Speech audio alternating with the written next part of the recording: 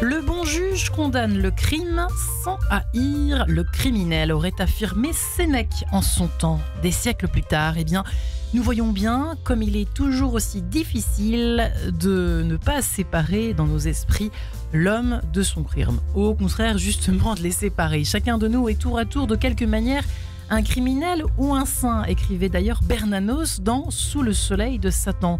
Est-ce pour cette raison précisément que nous peinons à voir l'homme derrière le criminel, celui qui a gravement fauté, mais n'est pas seulement celui-là? Alors, se cache-t-il tout simplement un homme derrière un criminel? Je vous propose de nous attaquer à cette ô combien délicate question dans cette émission Quai de Sens. Ça commence tout de suite. Et j'ai la joie de recevoir mes 3 invités du jour, qui sont le frère Benoît Dubigeon. Bonjour frère. Bonjour. Ravi de vous recevoir ce matin dans cette émission Quai de Sens. Rapprochez-vous bien de votre micro. Vous qui êtes franciscain, prêtre en Essonne, aumônier à la maison d'arrêt de Fleury-Mérogis, après un grand parcours, une vie pleine de plein et de déliés, enfin, comme toutes nos vies, mais vous êtes passé, vous nous raconterez un petit peu votre parcours. Donc vous travaillez, vous œuvrez à la maison d'arrêt de Fleury-Mérogis en tant qu'aumônier. Vous présidez également la fondation François d'Assise, objectif soutenir des micro-réalisations, c'est ça, dans les pays pauvres. Tout à fait. C'est important pour vous aussi de préciser. Là où la famille franciscaine est présente, nous aidons des populations très pauvres qui essayent de se prendre en charge après dans la durée. Ouais. Et ça rentre aussi de près ou de loin dans notre sujet du jour. Vous prêchez également régulièrement dans le Jour du Seigneur sur France 2. Peut-être que les auditeurs vous ont déjà vu et entendu. Et vous racontez surtout, c'est un peu votre... Peut-on dire, c'est une sorte de petit témoignage. C'est ton visage que je cherche à travers vos rencontres, frère Benoît Dubigeon, publié tout fraîchement chez Artege. Nous sommes également en compagnie de Thierry Deslauriers. Bonjour Thierry. Bonjour Marie-Ange. Ravi de vous recevoir, vous qui avez travaillé 25 ans dans une vie professionnelle en entreprise, et vous avez pris la direction un jour de l'association Aux Captifs la Libération que vous animez encore aujourd'hui. Vous avez publié de votre côté Charité à main nue, Aux Captifs la Libération pour une spiritualité de la rencontre, qui est également paru fraîchement chez Artege. Et nous sommes enfin en ligne avec Gustave Nicolas Fischer. Bonjour monsieur. Bonjour Gustave Nicolas. Bonjour Marie-Ange. Écoutez, ravi de vous entendre. Vous qui êtes psychologue de la santé, vous avez dirigé le premier traité de psychologie de la santé en France. Vous êtes professeur invité de psychologie à l'Université de Montréal et à l'UQAM, l'UQAM. L'UQAM, ça veut dire Université du Québec à Montréal. Ah voilà, écoutez, on se couchera moins bête. Vous savez tout. Vous avez développé de nouvelles approches sur les ressources adaptatrices dans les situations extrêmes. Et alors, votre dernier ouvrage est assez étonnant, édifiant. Il s'intitule tout simplement « Pardonner ». Et non, il ne s'agit pas du père Gustave Nicolas Fischer, mais tout simplement de Gustave Nicolas Fischer. S'attaquer au pardon en 2023 par le biais cognitif, psychologique, voire psychiatrique chez Odile Jacob, il fallait quand même le faire, Gustave Nicolas, non ? C'est un sujet effectivement qui est à la fois étonnant et qui va à contre-courant de la mentalité actuelle relative au pardon. C'est qu'aujourd'hui, on ne sait plus ce que veut dire pardonner. Dans la culture ambiante, c'est plutôt le contraire. Ne pas pardonner devient une manière de manifester sa propre force quand on a eu des misères, quand on a été harcelé, quand on a été atteint par de la haine, etc.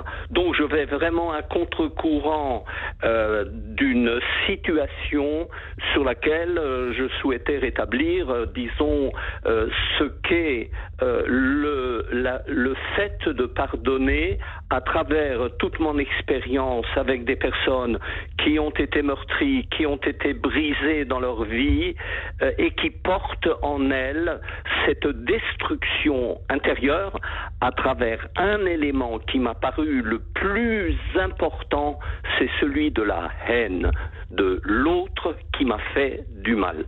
Et donc, tout mon travail et toute mon expérience avec les gens, c'est le fait que guérir par le pardon, c'est se libérer du mal qui m'a été fait en cessant de haïr l'autre qui m'a fait du mal. Voilà. Donc là, je suis un petit peu rapide, mais c'est un peu ça le sens de ce livre, et qui est en quelque sorte un compte-rendu de la vie brisée de tant de gens que j'ai rencontrés au cours de mon expérience, à la fois en Amérique du Nord, mais aussi en Europe.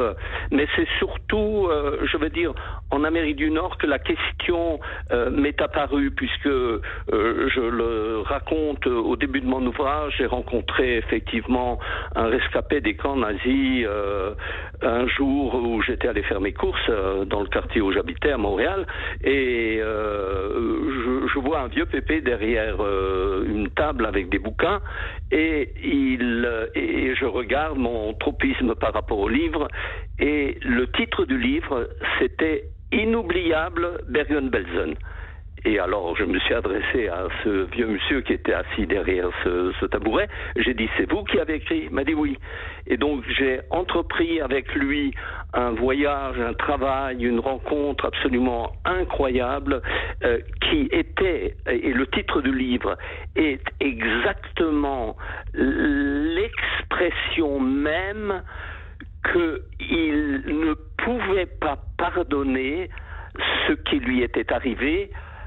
Et donc, à travers le fait de donner à son ouvrage le titre « Inoubliable Bergen-Belsen », c'était pour moi une manière de comprendre, mais pas seulement, qu'il y avait là un symptôme, et que j'ai observé dans bien d'autres situations, que lorsqu'on ne peut pas oublier, c'est un révélateur que l'on porte en soi le mal qui nous a été fait, mais entre autres à travers la haine de l'autre, et donc tout l'ouvrage est effectivement traversé par cette force de destruction qu'est la haine. Frère Benoît Dubigeon, merci infiniment, que ça va peut-être... m'est apparu un levier thérapeutique absolument central pour se libérer de l'offense qui nous a été faite. Alors Gustave Nicolas Fischer, on serait ravis de faire l'émission avec vous. Il y a nos deux autres invités qui vont peut-être réagir à cette passionnante introduction que vous venez de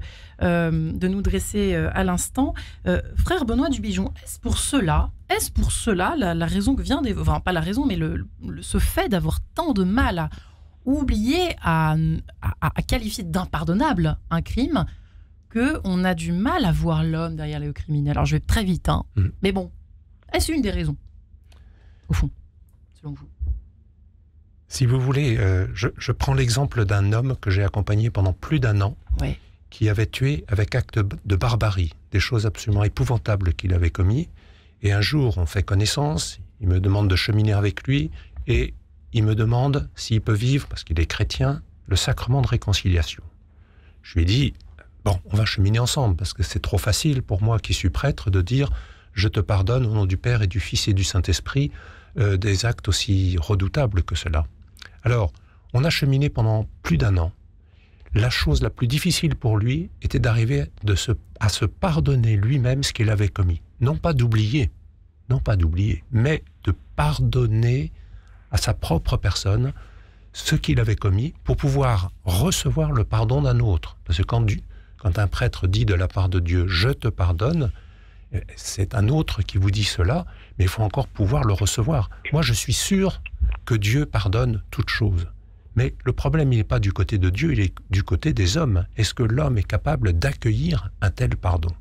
Et cet homme, il lui a fallu plus d'1 an pour pouvoir finalement accepter qu'il est pardonnable, et que sa plus belle face, pour répondre à votre question, sa face lumineuse, qui, elle, ne peut pas être détruite, quoi qu'il ait fait, puisse être restaurée, j'allais dire révélée, comme vous savez, les photos de papier argentique du siècle dernier, on les mettait dans un révélateur, et ce révélateur, c'est pas lui qui est la photo, c'est pas lui qui est le portrait, mais il révèle sa face lumineuse. Ouais. Donc, en recevant le pardon qu'un jour j'ai pu lui donner, ça a été un moment extrêmement fort. Cette confession, elle a duré 3h30 dans une cellule, vous imaginez. Ça a été extraordinaire, en même temps douloureux. Il a pu se libérer de ce regard négatif qu'il avait sur lui et qui ne pouvait, du coup, pas voir sa face lumineuse. Et petit à petit, après, il a pu commencer à rentrer dans un autre regard sur lui-même. Et bien sûr, en pensant aux victimes, bien évidemment, un aumônier de prison, il voit des gens coupables pour la plupart du temps, mais il faut aussi qu'il pense et qu'il prie pour toutes les victimes. Voilà. Alors, réparation, il n'y a pas possibilité de réparation quand on a tué, mais la réparation par rapport aux familles des proches, par rapport déjà à lui-même. Un acte de réparation suppose de faire ce travail onéreux qui va prendre sans doute toute une vie pour se pardonner à lui-même. Ouais. Vous faites penser encore une fois à cette phrase. Alors, il y en a beaucoup qu'on pourrait picorer dans l'œuvre de Bernanos les uns les autres. Chacun de nous est tour à tour, dit-il donc, de quelque manière, un criminel ou un saint. Comment cette phrase résonne-t-elle à votre esprit, Thierry Deslauriers? Oh. C'est un programme. Non, mais peut-être ça tombe sur vous, je suis bien désolée. Mais n'empêche qu'il n'a pas tout. Est-ce qu'il n'a pas tout compris, notre Bernanos? Est-ce que c'est pour ça que c'est délicat, cette question que je me suis permis de vous poser à vous, messieurs, à vous trois ce matin. C'est clair que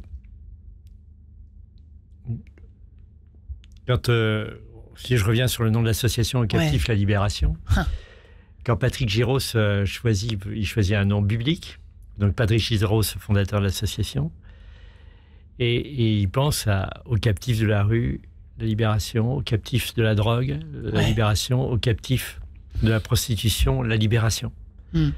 C'est une libération qui voit, et on voit bien que dans les différentes situations, il y a une part de responsabilité de chacune des personnes, mais il y a aussi une part de responsabilité des autres. On a 90% des personnes qui sont en prostitution aujourd'hui qu'on rencontre sont victimes de la traite des êtres humains. Donc elles ont dit un oui à un moment, pas forcément un oui à la prostitution. Souvent c'était oui pour une vie meilleure, et puis elles se sont aperçues qu'elles s'étaient fait avoir après, et que là où elles pensaient arriver dans un atelier couture à Paris, elles se retrouvent sur le trottoir. Et donc criminel, non, pas forcément criminel, mais responsable. Mais il y a une responsabilité de la situation que je vis qui est un enfer. Et puis une responsabilité d'un autre qui a voulu m'y mettre.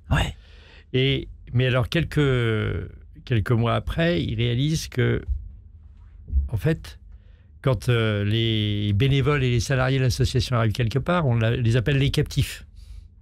Et puis finalement, quand il relit ça, il se dit, mais bien heureuse appellation, parce qu'on est tous captifs de notre péché. On a tous une responsabilité. Et in fine, quand on regarde le fonctionnement de l'ensemble du système, finalement, un certain nombre de personnes qui arrivent et qui sont victimes de la prostitution parce qu'ils sont victimes de la pauvreté, et nous avons une responsabilité dans nos choix de consommateurs sur cette pauvreté. C'est-à-dire que les enfants marocains, les 4000 enfants marocains qui errent dans les villes européennes et qui sont victimes de réseaux locaux de drogue, etc., et qui font du chapardage, etc., et dont on se plaint, nous, dans les journaux, en fait, ce sont les enfants de familles marocaines qui sont employés par les usines de décortiquage de crevettes et les usines d'Inditex, donc celui qui fait Zara, etc., en Espagne, et qui travaillent tellement qu'ils ne peuvent plus s'occuper de leurs enfants.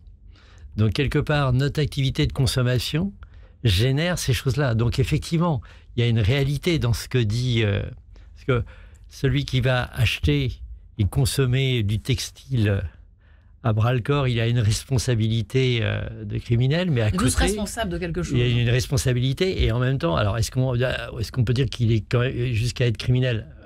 C'est un peu difficile de le dire, mais quelque part, si je vais dans le propos de Bernanos, oui. Et puis, en même temps, cette même personne, elle peut faire des actions qui relèvent de la sainteté. Elle peut tourner dans la rue avec les captifs, par exemple, ou être visiteur de prison. C'est complexe, cette histoire. Et en fait, on est sans cesse pris dans cette chose-là. C'est-à-dire que de même sur la responsabilité sur l'écologie, on est dans les mêmes difficultés. C'est toujours le qui es-tu pour juger l'autre, et en même temps, on peut pas... Le danger, c'est de tout relativiser aussi, Gustave Nicolas Fischer. C'est pas facile, hein, cette espèce de dilemme. C'est archi-cornélien de chez Cornélien, là. mais c'est plus que cornélien, c'est pas théorique d'abord. C'est que nous sommes actuellement dans un état de désagrégation culturelle et sociale, et politique et économique dans bien des domaines. Donc, il manque, par rapport à cette situation, des repères, c'est-à-dire des lignes de conduite, mais qui sont, à mes yeux, des forces psychiques. Les règles, c'est pas des forces si on n'y met pas une valeur qui nous guide à travers cela. Vous avez un exemple ?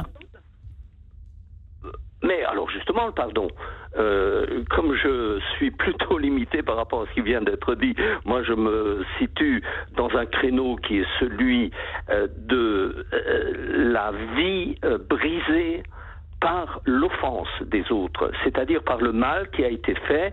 Et donc j'ai beaucoup travaillé avec des personnes qui ont été abusées sur le plan sexuel, par rapport au viol, etc. Qu'est-ce que je constate ? Je constate que un viol, bon, on peut l'identifier, mais à travers des symptômes, etc. Mais à travers ce qui m'a été confié, il apparaît, en tout cas à mes yeux et dans mon cœur, que c'est la vie même qui s'est effondrée par rapport à ces personnes qui ont été atteintes au fond d'elles-mêmes, et non pas uniquement à travers la dimension sexuelle, mais ça touche le cœur de la vie. Donc, et là je reviens sur la question, comment est-ce qu'on peut se reconstruire dans ces situations-là ? Et précisément à travers et compte tenu des positions qui sont développées dans ce domaine, je me suis rendu compte que ce n'est qu'à travers le fait d'un retournement intérieur qui met une vie, ça met une vie dans beaucoup de cas à se faire, que l'acte thérapeutique du pardon, c'est-à-dire le fait d'apprendre à aimer de nouveau celui qui m'a fait du mal, eh bien, peut se réaliser peut-être, je dis. Voilà. Donc c'est là qui est le problème. En tout cas pour moi, c'est que la question du pardon, c'est la question de la reconstruction du profond de soi, du profond de la vie qui a été détruite, brisée, et qui se porte, comme disent les Québécois à Montréal, qui se porte en bandoulière. La vie, elle se porte en bandoulière. Alors on verra comment le processus, justement, Gustave Nicolas Fischer, pour y arriver, parce que là, pour l'instant, on serait très heureux d'essayer de comprendre comment ça peut fonctionner, de façon même juste psychologique, pas dans quelques années, mais dans quelques instants, si vous le permettez, juste après cette page en couleur. Thierry Deslauriers, frère Benoît Dubigeon, Gustave Nicolas Fischer, à tout de suite. Et de retour dans cette émission, toujours en compagnie de Thierry Deslauriers, frère Benoît Dubigeon, Gustave Nicolas Fischer, autour de cette question. Se cache-t-il au fond un homme derrière un criminel ? On a tous envie de dire oui, mais c'est bien souvent cela qui suit Thierry Deslauriers, qui a écrit à la Charité à main nue, aux captifs la libération pour une spiritualité de la rencontre chez Artege, lui qui dirige justement l'association aux captifs la libération, le frère Benoît Dubigeon, franciscain, prêtre en Essonne et aumônier à la maison d'arrêt de Fleury-Mérogis, qui raconte un peu son parcours, enfin en tout cas ses rencontres dans C'est ton visage que je cherche chez Artege. Et enfin Gustave Nicolas Fischer, psychologue de la santé, qui a écrit un dernier ouvrage sur le pardonner, l'acte de pardonner, libérateur, comme il l'explique dans son ouvrage passionnant chez Odile Jacob, qui vient d'être publié également. Frère Benoît Dubigeon, Thierry Deslauriers, frère Benoît Dubigeon, effectivement, c'est ton visage que je cherche. Est-ce que la clé n'est pas là, au fond ? Le visage, pour faire suite à ce qu'a évoqué Gustave Nicolas Fischer, toujours sur l'acte de pardonner, alors qui ne peut pas se faire en 2 secondes, ça on imagine, peut-être que parfois ça ne peut même pas se faire du tout, je ne sais pas. C'est une question que je pose, je ne suis pas Gustave Nicolas Fischer, je n'ai pas travaillé moi-même sur le pardon, mais c'est vrai que, est-ce que c'est une clé peut-être Est-ce que c'est pas une clé justement pour sortir de cette espèce de haine et de victimisation peut-être éternelle qui peut nous hanter pendant toute une vie quand on est victime d'un crime, par exemple, et de voir autre chose que le criminel, peut-être de voir, je sais pas, l'homme qui a eu un passé, s'intéresser à son histoire, je ne sais pas. Qu'est-ce que vous avez comme réponse là-dessus ? Écoutez, hier, il me vient à l'esprit, hier nous avons vécu la fête de la Pentecôte. Oui. J'étais donc en direct sur France 2, la messe télévisée, et en écoutant la séquence, j'ai été frappé parce que dans la séquence, il est dit avec l'Esprit Saint, il n'est rien en l'homme qui ne soit perverti. Je trouve que cette phrase a résonné en moi de façon très forte et a rejoint le franciscain que j'essaye d'être. Au fond, l'homme a été créé à l'image de Dieu, ouais. et rien, ni personne ne peut détruire cette image de Dieu. Le problème est d'advenir à la ressemblance de Dieu. Cette ressemblance, il me faut toute une vie pour y parvenir. Ouais. Voilà. Et donc, il se trouve qu'il y a un certain nombre de déterminismes dans ma vie qui font que je suis comme ceci ou comme ça, que je n'arrive pas à faire le bien que je voudrais et je fais le mal que je ne voudrais pas, pour reprendre Saint Paul. Qu'est-ce qui fait, et c'est ce que j'écris dans mon livre, qu'est-ce qui fait que je ne suis pas moi-même un meurtrier ou un violeur ou, voilà. C'est très complexe. L'homme est hyper déterminé, et pour autant, il n'est pas complètement déterminé. Nous ne sommes pas dans le déterminisme total, puisque cette image de Dieu, elle est plus forte, plus grande que toutes les détériorations que l'homme peut faire de cette image, les autres, et moi-même aussi. Et donc, quand on dit cette phrase que je trouve très belle, Dieu est le péché, au sens de haïr le péché, mais il aime le pécheur. Parce qu'en fait, il n'a de cesse d'essayer de retrouver cette image originelle qu'il a créée. Et c'est pour ça que j'aurais voulu appeler mon livre « Orpailleur de Dieu ». D'ailleurs, il y a un chapitre qui s'appelle « Orpailleur de Dieu ». Un orpailleur, c'est celui qui va brasser des tonnes et des tonnes de boue pour essayer de trouver une pépite d'or.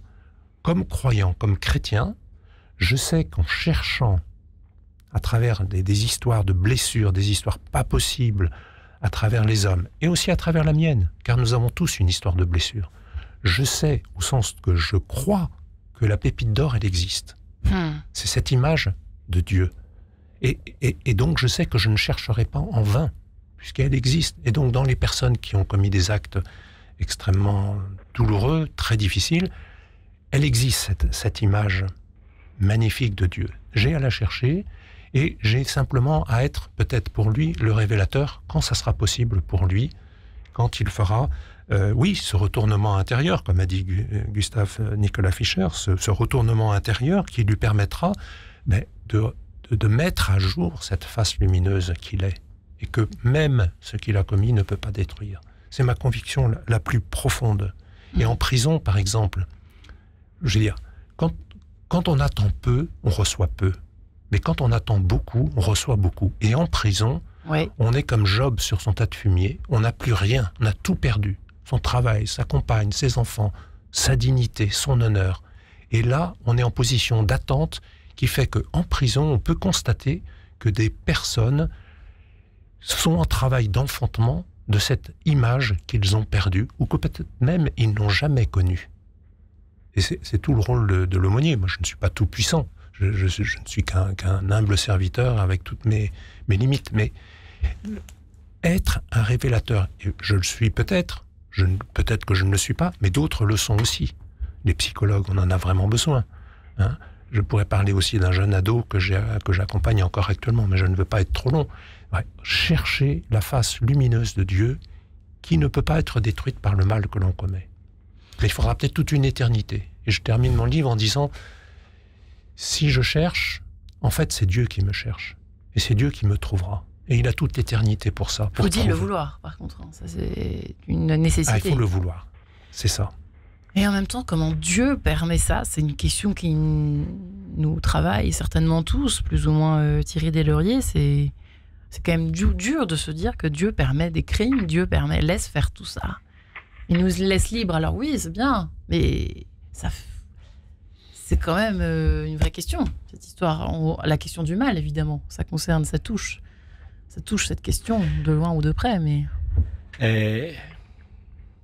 Oui, il y a cette question, et en même temps, je pense en écoutant votre question, à cette histoire de cette femme nigériane et qui a été séduite par une autre femme au Nigeria qui lui dit comme tu couds bien, puis en plus tu sais faire la cuisine, mais justement j'ai un atelier de couture à Paris, j'ai un restaurant à Paris, tu vas y aller. Et donc elle y va et elle rentre dans un enfer où elle s'aperçoit que en fait elle doit payer son voyage en se prostituant. Et elle voit d'autres femmes mourir sur le chemin avec elle. Elle passe avec un pain et une bouteille d'eau la Méditerranée dans un bateau. Elle dit voilà, et quand les gens mouraient, on les jetait à l'eau et on se partageait le pain et l'eau qui restait. Donc elle vit toutes ces horreurs et elle arrive à Paris, elle se dit enfin je vais pouvoir être dans cet atelier de couture, et elle découvre que c'est le trottoir. Et on lui dit est-ce que t'en veux à Dieu? Elle dit non, j'en veux pas à Dieu. Mais pourquoi t'en veux pas à Dieu? C'est moi qui ai fait le mauvais choix au départ. J'ai accepté d'écouter cette dame qui m'a trompé alors que ma mère m'avait mis en garde. Et Dieu a toujours été avec moi et à côté de moi. Wow. Et effectivement, moi de l'extérieur, je suis comme vous, je suis en train de dire mais mon Dieu, qu'est-ce que tu fais? Et elle dit mais non, c'est insupportable. C'est moi qui ai fait une connerie et le bon Dieu a toujours été avec moi.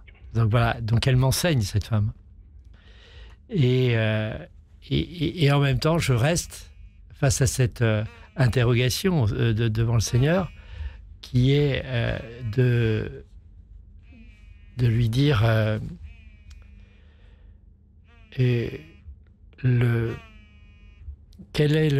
fait, pourquoi est-ce que tu nous aimes au tel point que tu nous laisses complètement libres? Retirez votre téléphone. C'est mon téléphone. Mauvais élève que vous êtes, Thierry Deslauriers. Et donc, il y a vraiment ce mystère de dire, voilà. Mais quand on n'a pas choisi, parfois on ne fait pas le choix, je suis désolée Thierry Deslauriers, mais parfois on ne fait pas le choix on peut subir un crime, enfin Dieu sait qu'il y en a, ça tous les jours. Tout à fait. N'est-ce pas? Alors ça c'est quand même une vraie question. C'est affreux de se poser cette question, mais enfin, c'est surtout la réponse qui est affreuse, que Dieu permet ça. Moi, personnellement, je ne comprends toujours pas. Mais peut-être que tout le monde se pose la même question. Qui veut répondre? Gustave Nicolas Fischer, je ne sais pas. Avez-vous une réponse?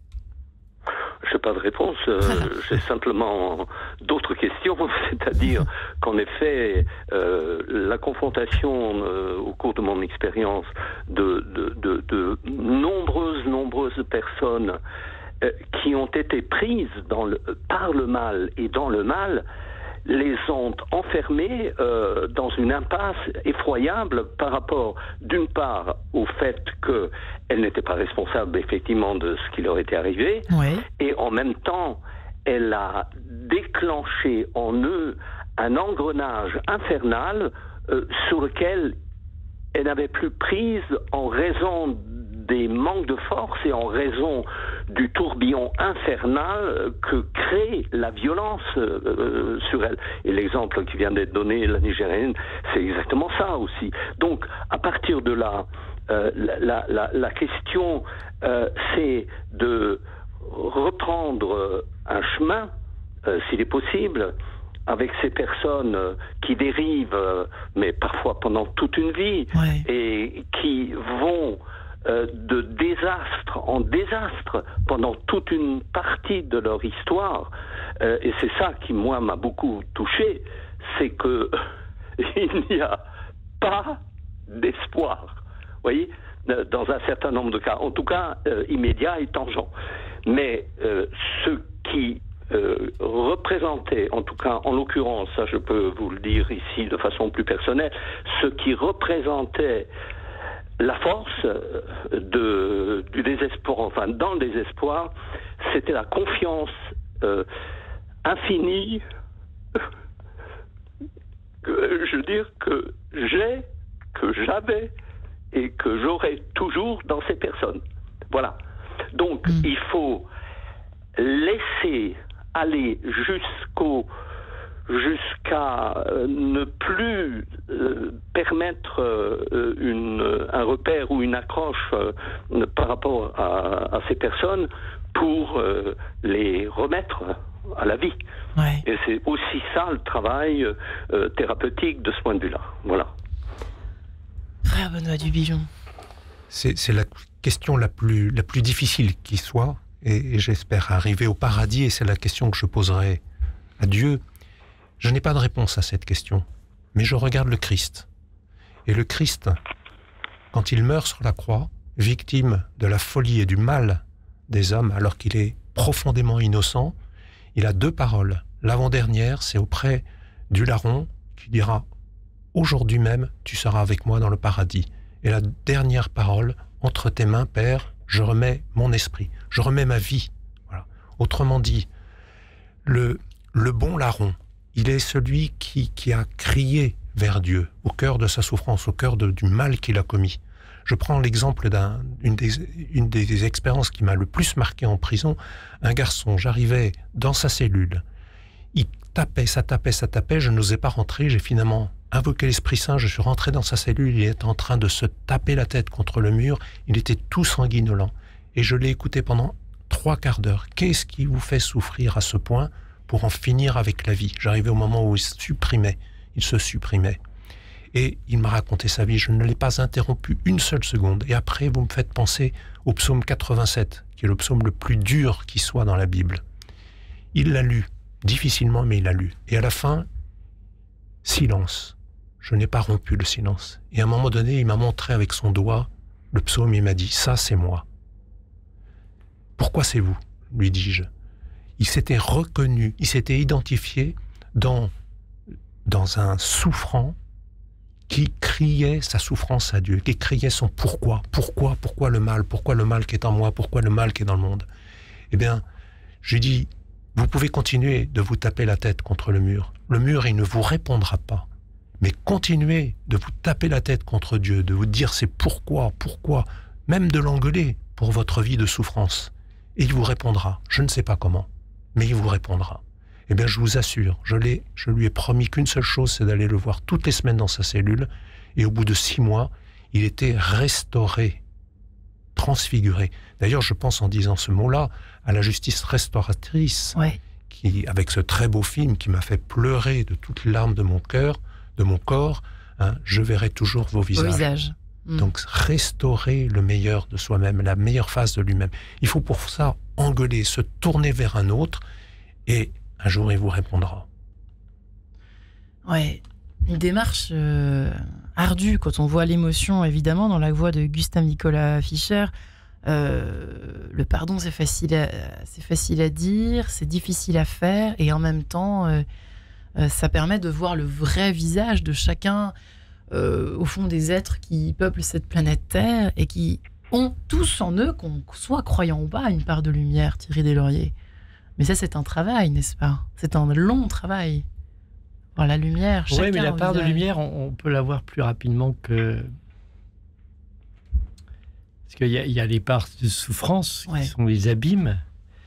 Et en même temps, si je reviens toujours aux femmes nigérianes, moi, je suis très surpris comme elles passent très rapidement des larmes au rire. Elles peuvent nous passer 1 heure, 2 heures à raconter toutes leurs souffrances, toutes leurs difficultés avec la personne qui les accompagne. Et puis, 1 demi-heure après, elles sont en train de faire la louange avec nous et de chanter la louange de Dieu. Et elles ont une capacité de résilience et d'appui, une confiance en Dieu qui est au-delà de ce que nous, on imagine. En fait, comme je pense que quand on n'a rien, on sait que notre appui, c'est Dieu. Ouais. Quand on a des choses comme nous, voilà, on s'appuie sur notre pognon, on s'appuie sur notre confort, on s'appuie sur nos certitudes, on s'appuie sur nos études, on s'appuie... Et il y a un certain nombre de choses, et ces choses-là sont des choses qui sont limitées et creuses. Et en fait, et là, je parle de la louange, mais parfois même, il suffit de les entendre parler de leur famille. Ou bien je me souviens de conversations sur la nourriture sud-américaine où je voyais des personnes en prostitution au Bois de Boulogne là, qui étaient transfigurées en parlant de la joie du quotidien. Non, mais de choses simples, de la joie de la vie au quotidien. Et nous, ce qu'on vit au captif, c'est que bien souvent, ces personnes, on leur colle une étiquette de SDF, on leur colle une étiquette de prostituée et on les résume à ça. Et on oublie que en fait, c'est leur parcours de vie les a amenés dans cette situation, mais qu'elles sont encore des frères, des sœurs, des parents, des citoyens, et qu'elles ont aussi cette vie-là, et qu'on ne peut pas les résumer à ça. Et que quand on va regarder le reste, quoi, faut aussi... Les blessures, elles guérissent aussi en regardant ce qui va bien, et pas en farfouillant dans la blessure, quoi. Ouais. Et puis surtout, la blessure, il faut y aller que quand elles acceptent d'y aller, et quand elles choisissent d'y aller. Bien évidemment. Faut pas qu'on fasse n'importe quoi. On est et pour beaucoup des personnes qu'on rencontre, elles sont pour nous des sons d'espérance. Alors il y en a d'autres, c'est les interrogations de Dieu, quoi, vers Dieu, en disant mais pourquoi il reste, pourquoi il s'en sort pas, pourquoi il est encore retombé, pourquoi. Mais les chemins de Dieu sont étonnants, parce que nous, on aimerait bien qu'ils prennent certains chemins, et puis ils les prennent pas, mais ils en prennent d'autres. Qu'est-ce que je peux prendre comme... Eh ben, on laisse Gabriel Fauré planer. Voilà. Laissons Gabriel Fauré. Sur cet échange, Agnus Dei. Voilà, je ne dirai pas un mot de plus. On se retrouve juste après. À tout de suite.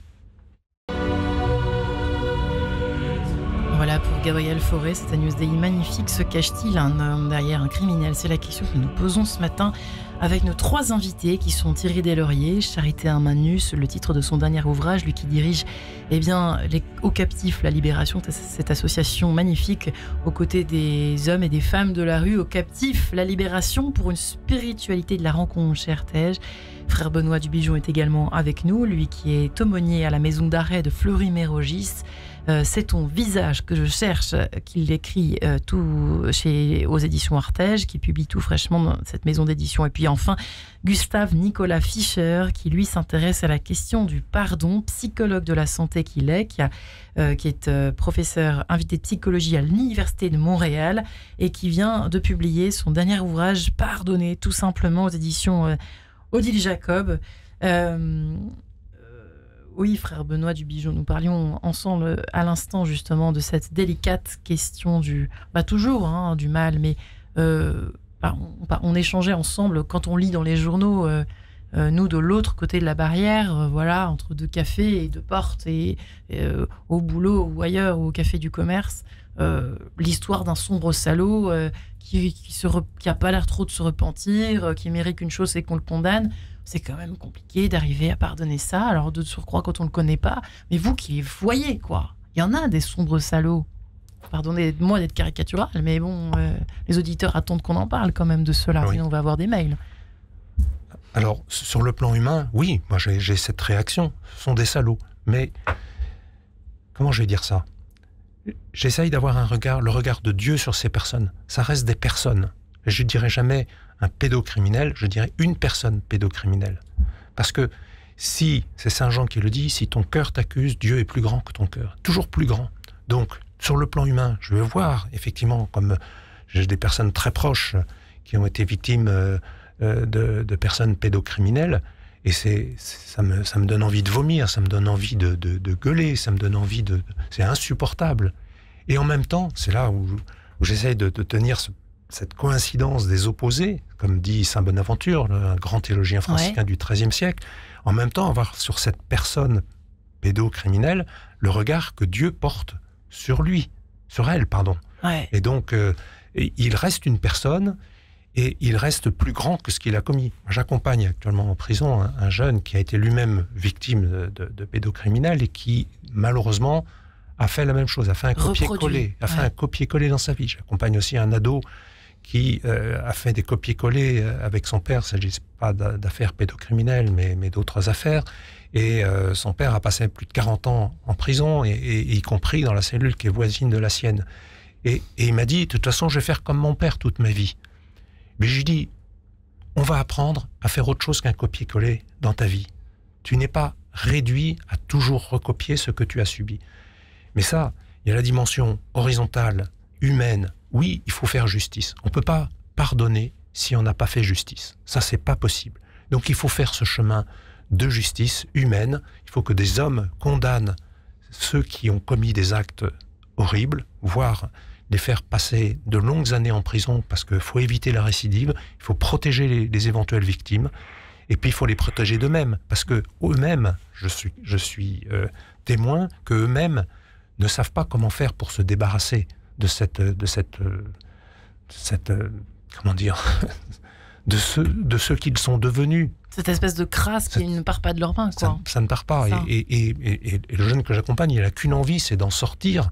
Et il fait tout pour. Et je vois, je suis témoin depuis maintenant 9 mois que je le connais, d'un réel chemin humain, psychologique et spirituel, parce qu'il faut tenir toutes ces dimensions, parce que l'homme est toujours plus grand que le psychologique, toujours plus grand que l'humain. Il faut tenir toutes ces dimensions pour arriver à cheminer et à devenir à ce qu'il est. Et je crois qu'il faut que la carapace craque. Par exemple, ce jeune, je l'accompagne dans ses rêves. Il me livre ses rêves et j'essaye de l'aider à accéder à une dimension non consciente de ce qu'il est. Voilà. Et les larmes, vous en avez parlé tout à l'heure, les larmes sont extrêmement importantes parce que les larmes de la miséricorde, ce sont celles qui relèvent. Quand la cuirasse craque, là, le bonhomme vrai, il peut advenir et il peut se relever. Il faut que ça craque. Voilà. Il faut que la cuirasse, il faut que tous nos déterminismes, il faut que tout ça, ça craque pour arriver à cette dimension divine de chaque être. Ouais. Gustave Nicolas Fischer, qu'est-ce que ça vous inspire tout ça? L'idée, effectivement, de sortir de cet un sombre salaud.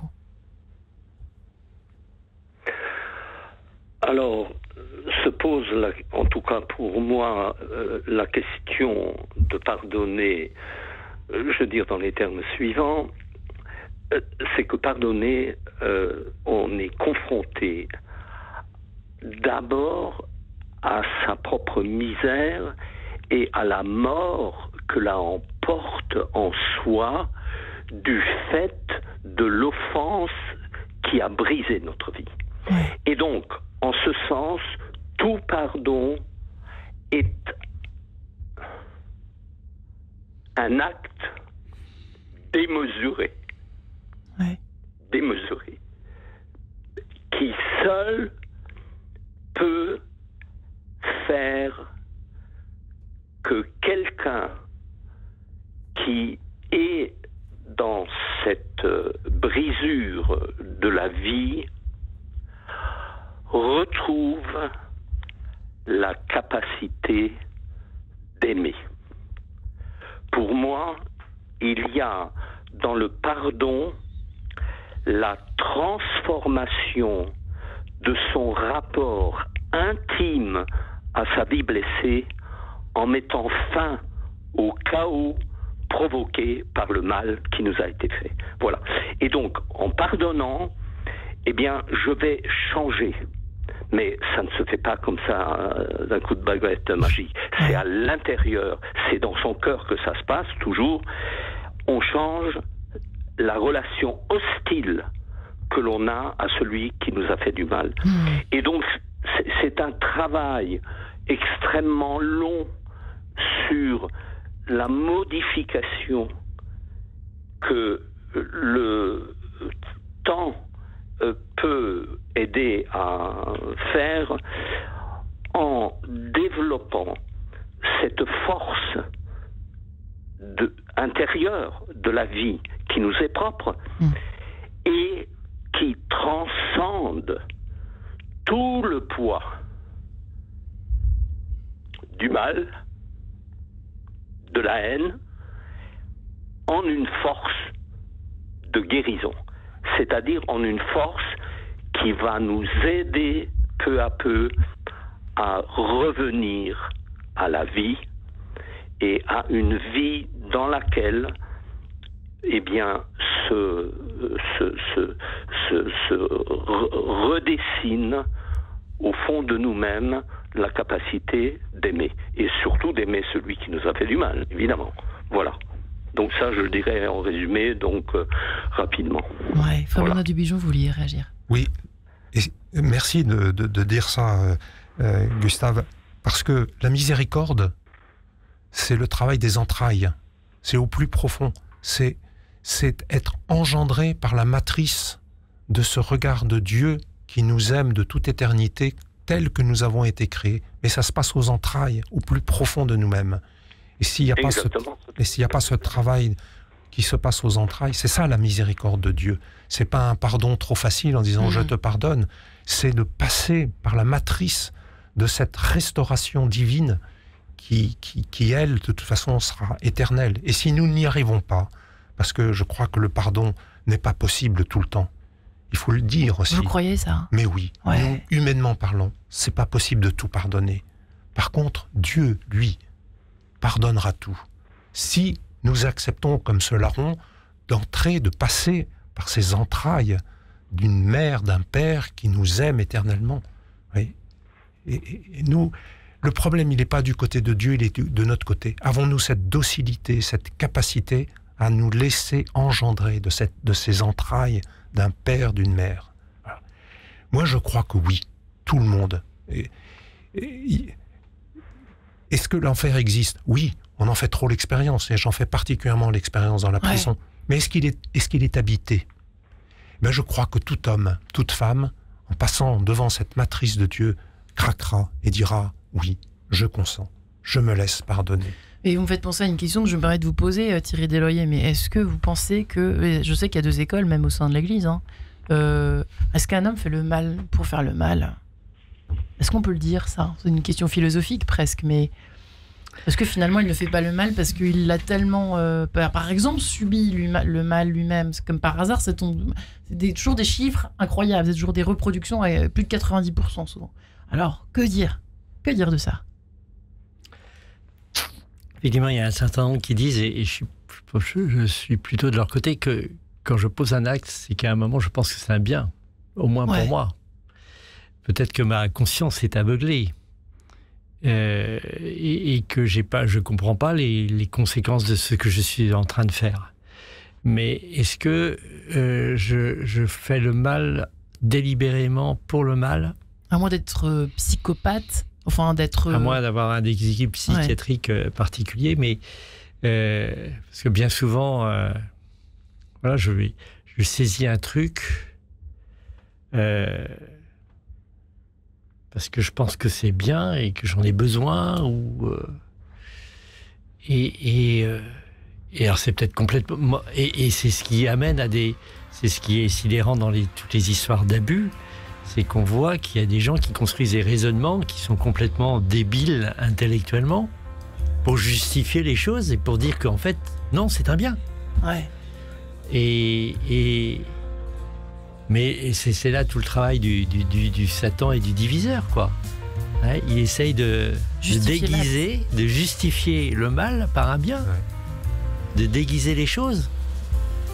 Et puis alors on met les pots dans le lot de confiture, et puis après on se dit, ah purée, bah non, c'était... D'où l'intérêt de reprendre en main sa liberté avec l'aide du Seigneur, des aumôniers, des psychologues dont font partie Gustave Nicolas Fischer, n'est-ce pas, Benoît Dubigeon? C'est un peu ça, frère. Eh oui. Les uns les autres. Et en sachant, quand on lit la Bible, on voit une chose extraordinaire, c'est que c'est pas l'homme qui a créé le mal de façon absolue. C'est un autre, c'est Satan, le diviseur. Mais l'homme participe, simplement. Simplement, malheureusement. Eh bien voilà, réponse, j'espère, à cette question. En tout cas, merci à vous trois, Thierry Desloyer, frère Benoît Dubigeon, Gustave Nicolas Fischer. Merci infiniment de votre présence et de votre réflexion. Merci, messieurs. Se cache-t-il un homme derrière un criminel? Je vous souhaite une très bonne journée, en tout cas. Et merci encore. Merci beaucoup.